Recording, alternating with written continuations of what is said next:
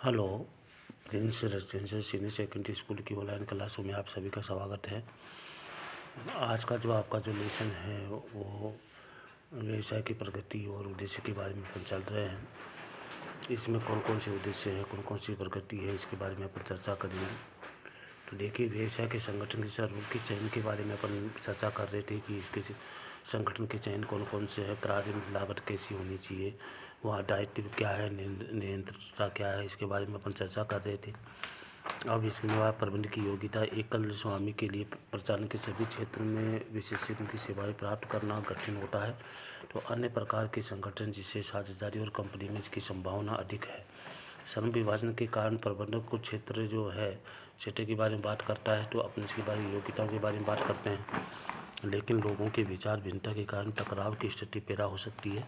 इसके अतिरिक्त यदि संगठन के कार्यों की प्रगति जटिल है तथा इसके लिए पेशेवर प्रबंध की आवश्यकता हो तो कंपनी को पसंद किया जाएगा।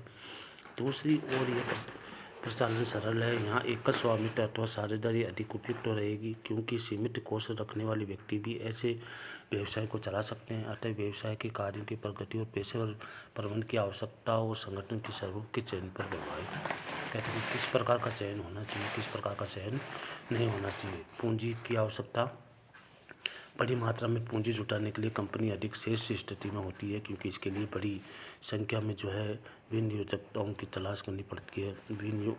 विनियोगकर्ताओं को अंशों का निर्गमन कर सकती है। साझेदारी फर्म को भी सभी साझेदारी के इकट्ठा संसाधन को लाभ मिल सकता है, इसलिए लाभ मिल सकता है। लेकिन एकल स्वामित्व के साधन सीमित होते हैं, इसलिए वह प्रचलन में बड़े पैमाने पर जो है कंपनी के अधिक उपयोगी रहेगी। जब तक मध्य और छोटे आकार के व्यवसायों के लिए साझेदारी और एकल स्वामित्व अधिक उपयुक्त रहेंगे। विस्तार के लिए कंपनी अधिक उचित रहेगी, क्योंकि इसे बड़ी मात्रा में वित्त उपलब्ध हो जाता है। अगला जो पॉइंट है नियंत्रण। व्यवसाय प्रचालन में सीधे नियंत्रण निर्णय लेने का पूर्ण अधिकार जो एकल स्वामित्व को पसंद किया जाएगा, लेकिन ऐसे स्वामियों को नियंत्रण और निर्णय लेने में भागीदारी से परहेज नहीं है तो साझेदारी अथवा कंपनी को अपनाया जा सकता है। कंपनी के स्वामी और प्रबंधक पृथक पृथक होते हैं। इसके बाद है व्यवसाय की प्रगति, जहां ग्राहकों के सीधे संपर्क की आवश्यकता होती है। जैसे ही प्रदर्शन की दुकान या एकल स्वामित्व अधिक उपयुक्त रहेगा बड़ी विनिर्माण इकाइयों के लिए, जहां ग्राहकों को सीधे व्यक्तिगत संपर्क की आवश्यकता नहीं है, कंपनी स्वरूप को अपनाया जा सकता है। इसी प्रकार से जहाँ पेशेवर सेवाओं की आवश्यकता होती है वहाँ साझेदारी अधिक उपयुक्त होता है। तो अंत में कह सकते हैं कि ऊपर कितने भी घटक चर्चा की गई हो, एक दूसरे के संबंधित होते हैं। और पूंजी का योगदान और जोखिम व्यवसाय के आकार और प्रगति के अनुसार बदलते हैं।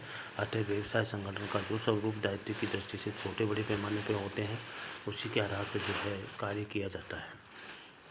व्यवसाय चलाने पर उपयुक्त होता है, इसलिए व्यवसाय चलाने के लिए अनुपयुक्त सिद्ध होता है। इसलिए उपयुक्त संगठन स्वरूप चुनने के लिए सबसे पहले प्रासंगिक घटकों को ध्यान में रखना चाहिए कि हमें कौन कौन से, जब प्रारंभ किया जा रहा है व्यवसाय या संगठन जो बनाया जा रहा है या व्यवसाय शुरू किया जा रहा है, तो उसके संगठन या स्वरूप कैसा होना चाहिए, तो सबसे पहले ये डिसाइड किया जाता है। इसलिए व्यवसाय संगठन के विभिन्न स्वरूपों का तुलनात्मक विश्लेषण जो है कैसे किया जाता है, इसके बारे में जो आपको पहले किया जा चुका है। अब तक आपको ये साफ हो गया होगा कि संगठन के विभिन्न रूप क्या हैं और वे किस प्रकार व्यवसाय को प्रारंभ करने और चलाने में मदद करते हैं। तो व्यवसाय संगठन के विभिन्न स्वरूपों की विशेषताओं का वर्णन और चर्चा क्रम से करेंगे। तालिका में हमें एक साथ व्यवसाय के विभिन्न स्वरूप की सेवाओं की जो है व्याख्या की, जिससे आप एक स्वरूप की एक दूसरे से चाहिए की विशेषताओं को जो है समझ सकते हैं। तो देखिए, आपको इसे तुलना कैसे की जा सकती है। तुलना करने के लिए आपके पास जो है ये लेसन दिया गया है। इसमें आपको तुलना जो है, इससे पहले आपको 5 तारीख को बता दिया गया है कि उनमें एकल स्वामित्व की तुलना किस प्रकार की, साझेदारी में क्या होती है, संयुक्त हिंदू परिवार की व्यवसाय में क्या चर्चाएं होती हैं, सहकारी समिति के में क्या क्या चीज़ें होती हैं और कंपनी में कौन कौन सी चीज़ें होती हैं, इसके बारे में तुलना जो है आपको 5 तारीख को करवा दी गई है। फिर भी किसी प्रकार की कोई समस्या आपके सामने आती है तो आप मेरे से संपर्क कर सकते हैं। तो आपका जो लेसन जो है, ये लेसन जो आपका जो है दूसरा लेसन है वो आपका कंप्लीट हो चुका है और आपके मुख्य शब्दावलियाँ जो है आपके पास दे रखी हैं। आगे जो आपको कौन कौन सी तुलना है इसके बारे में आपको पढ़ा दिया गया है। तो देखिए, आज आपका जो लेसन है वो कंप्लीट हो चुका है।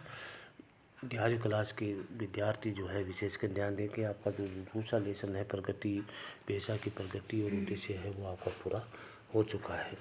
इसलिए आज की क्लास में इतना ही है। जब तक के लिए जय हिंद।